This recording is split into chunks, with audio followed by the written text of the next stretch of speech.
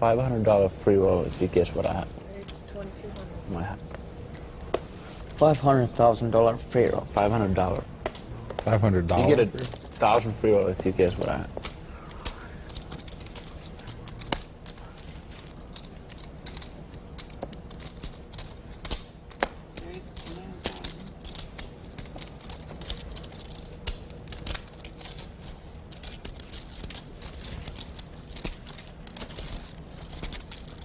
Rough guess, Phil.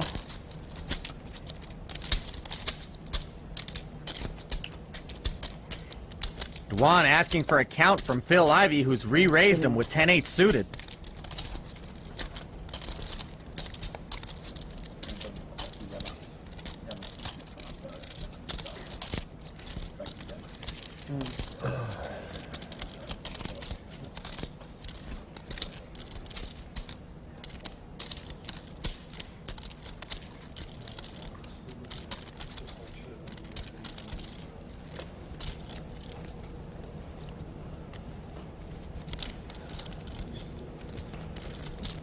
Dwan reaching for the big chips, and he'll re-raise to 29-6.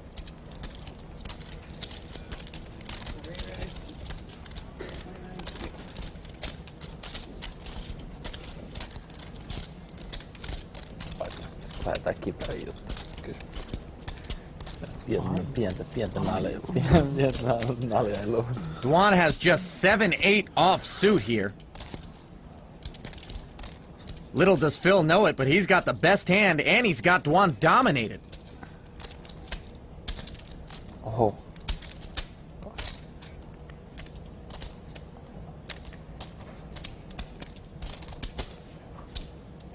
Ivey re-raises to 84 and change, and Dwan insta-folds. I wish we have a time bank. Mä sen.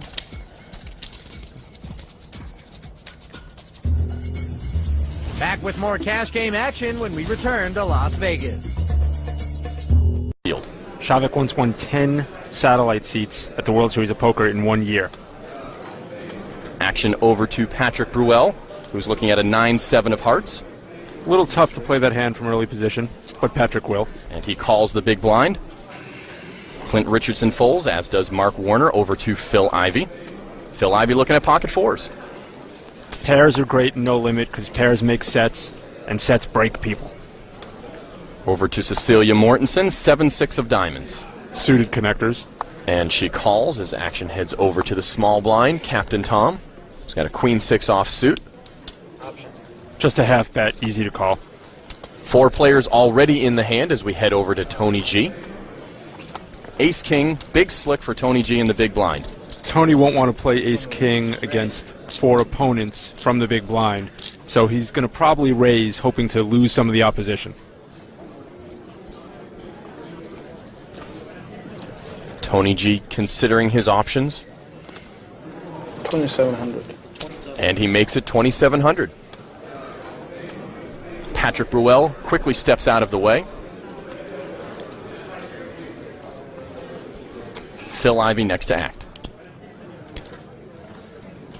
Phil's calling because he has both position and a pair, and he's looking at Tony G's entire stack here. Those are the odds he's working with. Captain Tom gets out of the way, so these two players go heads up to the flop.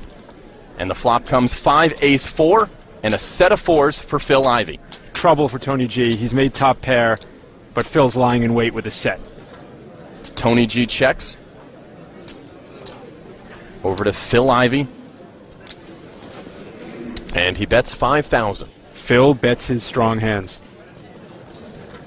Tony G trying to figure out what to do with his top pair, top kicker, and Phil Ivey across the table.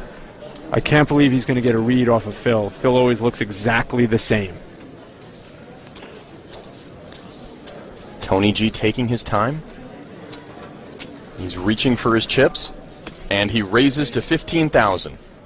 I don't like the check raise. In general, check raising in no limit is not the strongest play. You're giving a lot of information, and you're not getting much information. Phil still seems generically strong to Tony G. Phil quickly calls. If Phil Ivey just calls in that situation, the alarm bell should go off. Here comes the turn. It's a queen of clubs. You see the check mark next to Phil Ivey. Tony G is drawing dead. He just doesn't know it. He checks over to Phil Ivey. He checked. Maybe he senses some danger here. Phil Ivey reaching for his stack, and he comes out firing. Because Phil bets his strong hands and his bluffs and everything in between, a bet from Phil does not give you any information. But that's all Tony G has to work with. I go. And he goes all in with about 32,000 remaining in chips. I call. Ouch. Phil Ivey calls, and Tony G's tournament is over. He check-raised Phil, drawing dead. He check-raised him a second time. And Tony G sees the sad sight of the set of fours, a meaningless ace on the river. Tony G got cute, and now he's got to get out. Tony G will finish in 45th place. For Phil Ivey, he'll take in the first six-figure pot at our featured table, and the rich get richer. It's beautiful to be Phil Ivey. He plays great, and he induces good players to play poorly against him. As Tony G is his latest victim at the table today. A day in which Phil Ivey put on a master clinic in poker, winning with good hands, winning with bad hands, and everything in between. First time you saw him, right? That's the first time I saw him. That's pretty special, right? He's letting him know. He's like, well, why are you looking? Successful bluff by Lex, pretending he's interested in Daniel's story.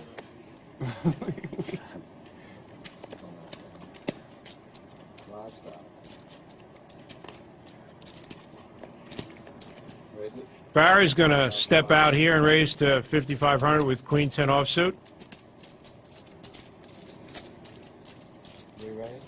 Phil Ivey suspects something. Raises Barry. We have another air Ivey hand. Ivey suspects that Barry was out of line, and he's right. But it looks like Lex, who's got a decent hand, suspects that they're both out of line, and he's right.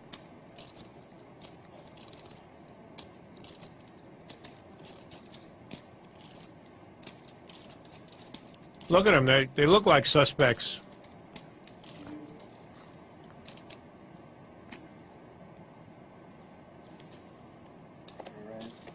Nice play by Lex. 51-6. How much more are you playing? I think Phil Ivey's posturing here, 110, asking Lex how much he has. 140 something? 130, 140 more? Doesn't want Barry to know he raised him with air.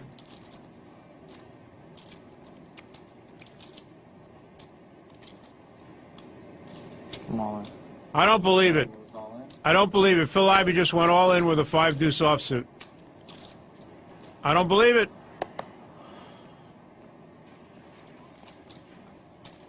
I thought you were just angry at Barry. I am. That is one of the great bluffs Nice one. in the history of high-stakes poker. What a move. All these super good spots that keep coming up. Lose Too 50 good. each one. Yeah, it's like, it's a really good spot though. Like, It's never a super good spot when you're against a superpower. stuck a little more now.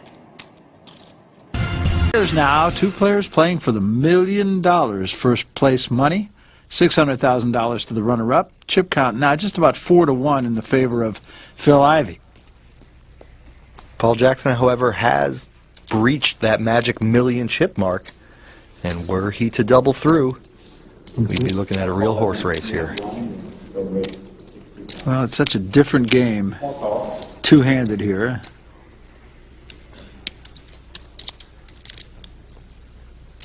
On the flop, pair of jacks and a 7. Ivey's still the leader with that Queen-8 suited. 3 hearts out there for him. 80,000 is the bet. And that's a pretty standard poker play, Barry. The big stack on a flop like this in an unraised pot wants to keep making tester bets. Try to find out if the little guy connected in any way. And with that kind of flop, it looks unlikely. So Phil Ivey says, okay, I've got queen high, but I'll take a stab at it. And look at this! Re-raise by Jackson. Wow.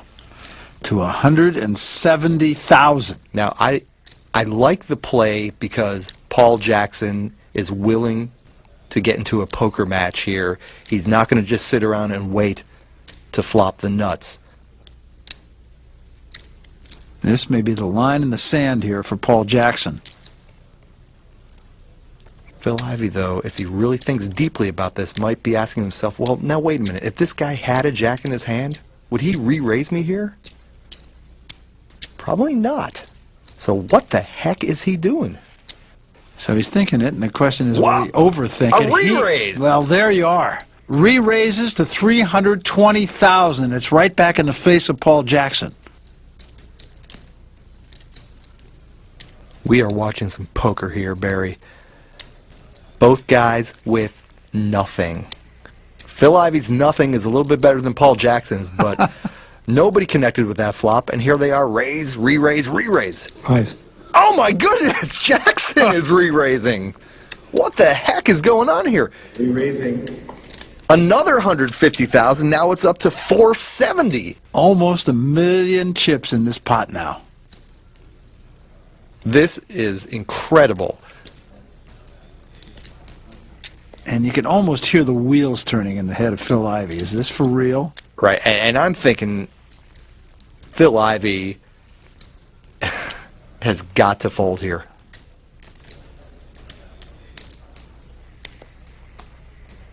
Yeah. I mean, is his opponent going to raise him twice with nothing? After Phil Ivey has shown strength? How much you got left?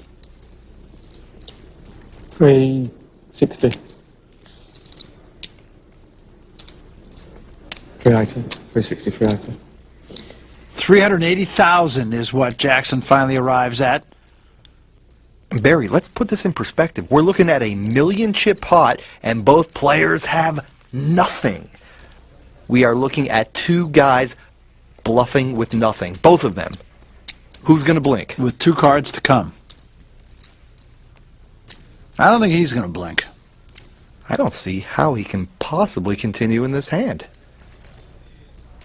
Everything Paul Jackson has done. All in. What? That's why we're here and they're there.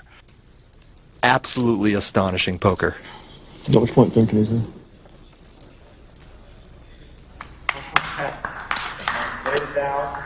It's a good lay down, wasn't it? He said it was a good lay down, and he's going to do just that. And Phil Ivey is the guy who did not blink. Watching this hand was like witnessing great art. It's absurd and wonderful at the same time. It's just mind-blowing what we just witnessed. Phil looks down at 8-7 off on the button, and another raise to 11,000. Ivey raising from the button. The worst position in the Rio right now, Lon, is anyone in the blinds or anyone at Phil Hellmuth's table? Bernard Perner with pocket deuces. He lost about 55,000 chips to Phil on the first hand. Looks like he's going to try to get him back right now. But he's saving time. His sunglasses are already on. Heads up to the flop. It is 7, Jack, 7. Ivey out flops Perner again. Trip sevens. Perner first to act. Left with his pocket deuces. That's 22,000. Ivey's not the best player, Lon, because he gets cards. He wins when he's got nothing, and when he flops the goods, he knows how to maximize his earnings. Phil with a flat call there. Turn card is at 8. Ivey with a check mark. He now has a full boat. Boy, this just isn't fair. Perner now checks.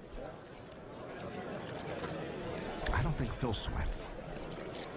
Phil will try to make Perner sweat and makes it 40,000 to stay in the hand. I thought Ivey might have checked and let Perner maybe take a stab at the pot on the river, but he correctly determined he'd get a call from Perner right there. Perner with the check call. River card is a 7. Quads, are you kidding me? Phil's gone from rags to trips to a full house to quads. He's improved on every street. Perner checks again. Now all Phil Ivey is trying to do is calculate how much he can bet to get a call. Can he get more from Perner? He bets 120,000. Phil's calculations say 80% of the pot could make